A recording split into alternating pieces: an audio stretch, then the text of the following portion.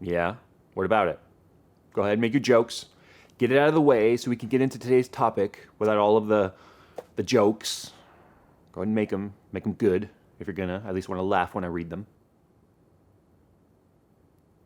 What's up guys, JayzTwoCents here, and after experiencing plenty of demos and then heading to E3 lately where I kind of got to see the latest and greatest coming our way when it comes to virtual reality, obviously the HTC Vive is out, the Oculus Rift is still trying to make it out to people who bought them, and then Sony coming out with its VR later this year, I was like, you know what?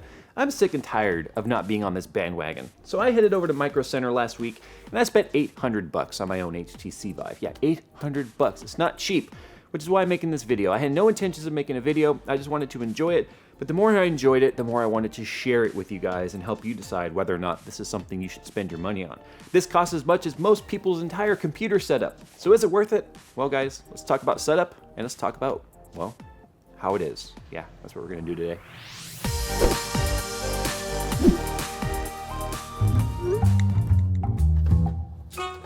What are you doing? I just thought it was time for an upgrade. That's Little Jay's Xbox. Ah, much better. How did you even get in here? Just made a key last time I was here, no big deal. Really could go for a drink right about now, though. I kind of feel like you've already done this whole living room thing before. No, there's a different channel. These are horrible, man. Well, you are breaking and entering. No, I'm not. I have witnesses. The new Define Nano S from Fractal Design supports full-size power supplies, full-length graphics cards, room for a complete custom water loop, and heck, even room for a couple of freeloaders. Click the link in the description for more details.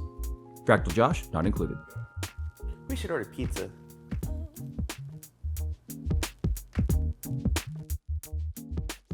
Now everyone talks about the Vive. It's so cool, virtual reality is here, it's lag-free, etc., but not enough people are talking about the setup. So that's where I'm gonna start today's video, because the setup is the most important part considering it is responsible for the entire experience of VR. And if you have a poor setup, your VR experience is gonna be poor, and everyone complaining about this or that should probably be making sure they actually set the thing up properly before they start taking to the forums and bitching. I think more people need to do that about all kinds of things, not just the Vive. But I digress. Now obviously HTC includes everything you need to enjoy VR. It's got two base stations, it's got obviously the headset, it's got both of the hand held devices, the hand wands, I don't know what they actually call them. It's got power cords, power plugs, extension cables. It even comes with a set of earbuds so that you can hear in VR. What's the point of having sound coming from one space if you're moving freely? It doesn't work that way. So stereo is actually very, very important when it comes to VR. Now, first things first, with setting up your Vive, you need to determine where your space is going to be. Where are you going to play it?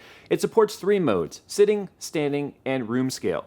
Now, obviously, I'm set up for room scale, and the setup process for any of the 3 is going to be the same. So whereas I'm showing you room scale here, you can apply this to any of the 3 options.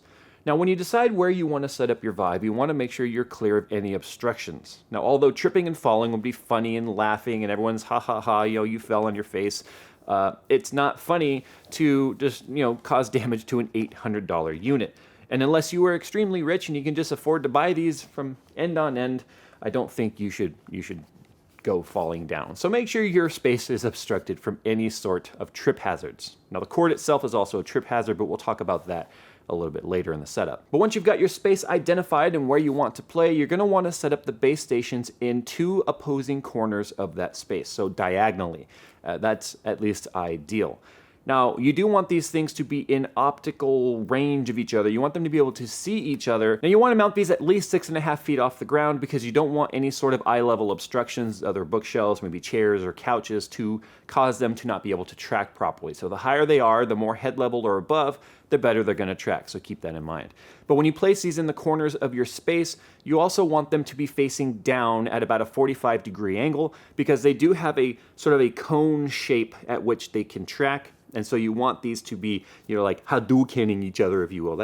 Imagine that in VR. Whoa, Jay coming at you there. All right, that was really stupid. So you want these to account for about a 120-degree angle of width and then about a 45-degree angle down so that they are kind of covering the entire rectangle that you're setting up, especially in my case for room scale. Now you don't want them to be too far apart. Anything more than about 15 feet apart, it's going to warn you that they're going to have some problems seeing each other optically, which means I could have used a cable to connect the two, but again, the cable wasn't long enough to do that, so I just ended up moving one to the bookshelf, and then all of the tracking issues I had went away, and everything worked pretty flawlessly. Now, because I don't want wife aggro, I want the setup to look clean, I ended up going over to Lowe's and buying some small channeling so that I could put, basically make a frame around my white window with the white channeling, and then the wire is pretty much hidden, with the exception of where it sticks out of the bottom and then plugs into the wall. But that's a lot less of an eyesore than having a black cable draped across a beige wall. Go and spend the 20 bucks or whatever this cost.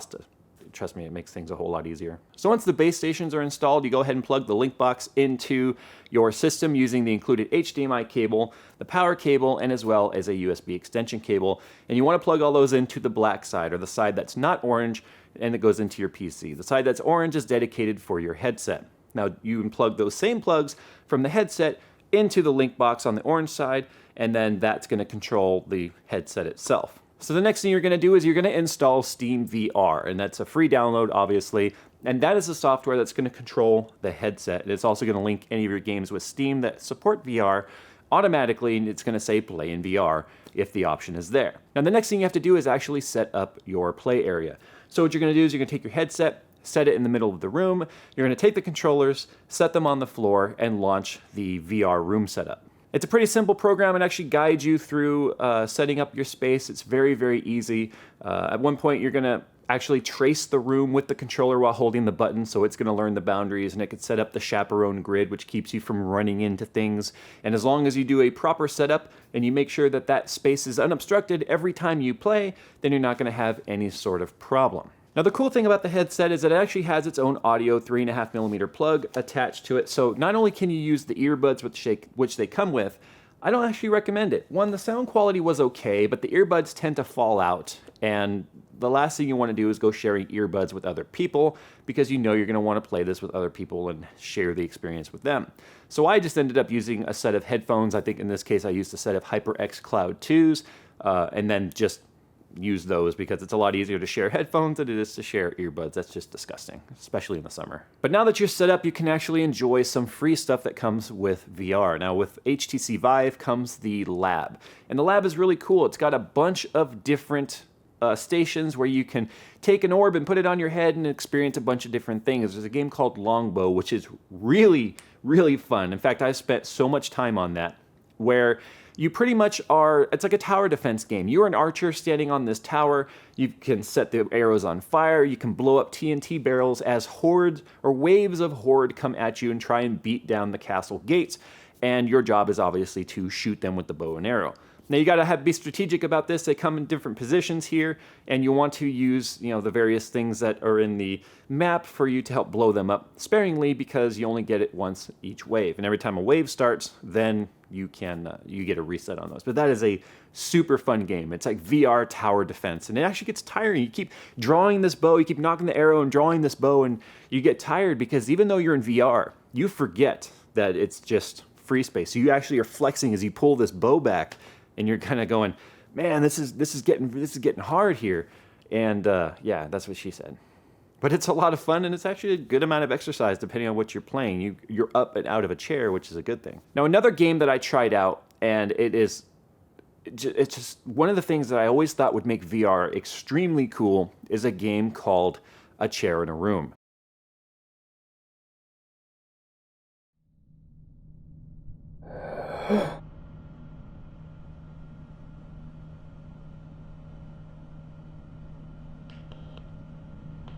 Today you will perform simple memory tests. In front of you is a ball and 3 cups. I would like you to hide the ball under any of the cups, move it around, and reveal the ball. I will observe your progress.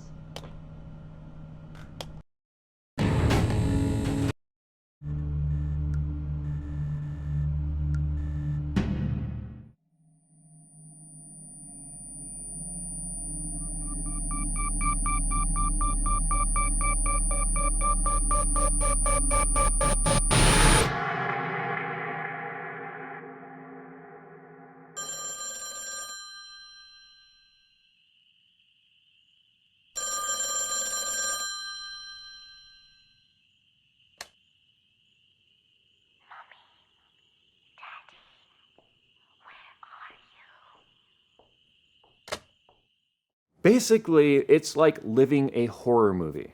Now, you would think, oh, the graphics aren't that great, but once you put on VR, the graphics, it takes a second place to the immersion. And you can imagine things like jump scares or games where objects move on their own and it gets very loud, and you have a headset on and it's loud and things are jumping at you, and you react accordingly, and sometimes you forget you're in VR. In fact, I almost fell, and Coconut Monkey was laughing at me because this thing happened and I jumped and I almost fell over, and you totally forget you're in VR, which is, I think, a testament to how good the experience is, because if you can forget you're in VR, then it's doing its job. If you're constantly thinking to yourself, oh, whatever, I'm in this VR, okay, it's laggy, then the experience just isn't going to be very good. You're gonna forget that you're in VR, or you're gonna forget that you are playing a game, and you're gonna be stuck on the shitty experience. But that hasn't been the case with the HTC Vive. Now, I am 3D sensitive. I don't watch 3D movies. I have a 3D TV. I never turn on 3D. I don't go to 3D movies. They give me a headache. And I think that's because I'm very farsighted. And when you take something and stick it on your face, that can tend to mess with someone who has vision like mine. Very, very, very farsighted, and putting something close to me tends to cause me a lot of optical issues. But that doesn't happen with the Vive, and that's why I went out and bought it, because every demo I went and experienced, it was just constantly a good experience. No headaches, no issues whatsoever. In fact, that game I just told you about called A Chair in a Room, I spent 4 hours on it last night. 4 hours in VR. And didn't have any issues whatsoever, other than the fact that I kept jumping and screaming like a girl. And yeah, it's so good, and it's so scary. Not the game, but the experience, the experience of being in this horror game. You watch it on the screen as someone's playing it, because you can mirror the screen and you can see and hear what they hear and see what they see. It's not the same whatsoever. There's this level Coconut Monkey was playing, and it's like dark, and it's in this chapel, and the lighting is real bad, and you have a flashlight, and you're looking around, and he's like, no, I don't want to do this, I don't want to do this, because Coconut Monkey's kind of a chicken, kind of a baby. You know, I love the guy, but I can say that. He's really a chicken. He doesn't watch scary movies, he doesn't like roller coasters or any of that stuff. So at one point, he's like, nope, can't do this, took the headset off, and I'm going, you big baby, what the heck's the problem? This isn't all that. Whoa, okay, yeah, this is a hell of a lot scarier in VR than it is. Because when you're in a room like this and it's lit and you're looking at a screen and you're moving a mouse, and you're like, oh yeah, you're focusing on this spot, but you still are cognizant the fact that you're in a lit room, it's whatever. You put the headset on, it's dark, the sound is very realistic, the sound is in VR as well, so it's tracking of when you move your head and where it's coming from is extremely accurate, just like it is in real life. Yeah, it really starts to screw with you. But what I find interesting about the Vive, though, is when I show my friends the Vive and they try it out, they're like, whoa, this is so cool. Oh, wow, and you're enjoying it. Because you have a history, depending on how old you are, you have a history of games and evolution, to where my day, the first console I ever owned was an Intellivision, and then an Atari 2600, and then a Commodore 64, and an SES, or an NES, not even SNES, an NES, a Nintendo Entertainment System. And I see how far we've come. And I look at this and I go, this is just so freakishly unimaginable. I can't believe I'm experiencing this. But what's funny is when I take my 7-year-old, little Jay, bring her up here and put it on, and she starts playing it, she just immediately starts playing the game and is like, yeah, this is cool, neat. Oh, look, bow and arrow. Yeah, that's cool. Oh, look, a puppy. You know, she doesn't get all ooh and ah like, wow, this is so cool, because she doesn't have any sort of real baseline to determine where we've come from. So to her, this really cool stuff is just normal. It's just normal to her. So I really found that interesting. I kind of thought my daughter was going to be like, wow. But no, the older the person who tries it out, the more wow they are. And it's funny too, because I said I should get my dad to try this, because my dad's turning 74, and it's like, what would he think of this? And it's funny, my wife goes, you might give him a heart attack, so don't make him play the scary games. Now, I know this isn't like an in-depth guide to the HTC Vive. I just kind of wanted to share my experience to show you what the setup was like, and hopefully allow you guys to determine whether or not this is something that's worth it to you. It's not cheap by any means, $800. Like I said, that's as much as most people have to spend on their entire computer setup. And your computer has to be able to run it as well. So it's a minimum of $800 investment if your computer is already ready for VR. And the better the graphics cards and stuff you have for VR, the better the experience is going to be. Right now I have it running off the 1080 amp, or the Zotac Amp Extreme, and I have no issues with FPS or drop frames or any of that.